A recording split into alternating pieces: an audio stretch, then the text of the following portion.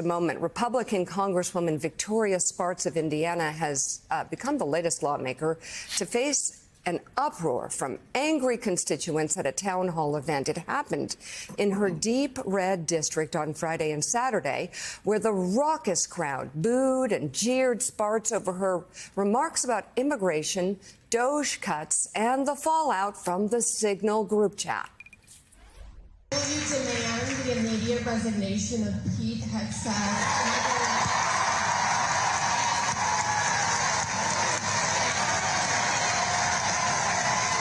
No, I will not demand their resignation.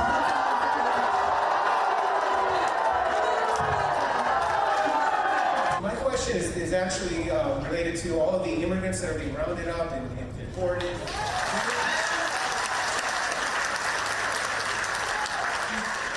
Are they entitled to due process? A lot of these people, what President Trump did it last time, what he tried, if you seek asylum, wait in the other country, not get here in the country. So there is no due process if you come here illegal evidence, you violated the law. Period. You violated the law. It is violating the law, and that's why we need to make sure we take this under control.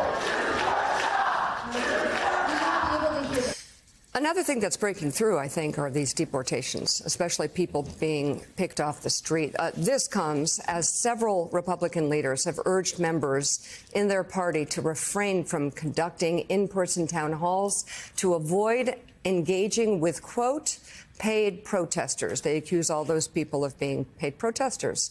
Anna Applebaum, I'd love to talk to you about all of this. I mean, you're writing about the Hungarian model here and what is happening.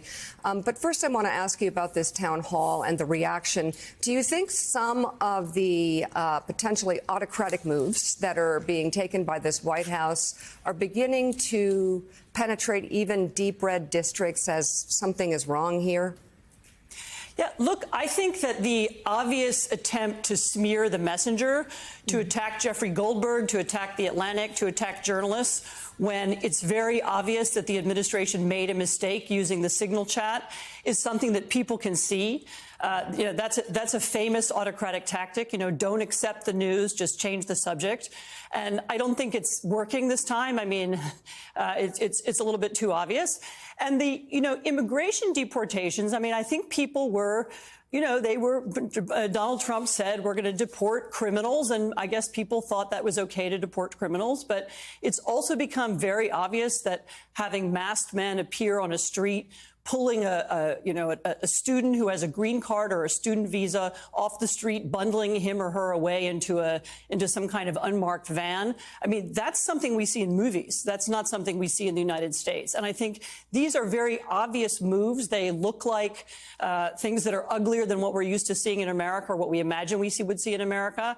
And I think people are beginning to see the contrast between that and what the Trump administration said it was doing. So, Anne, let's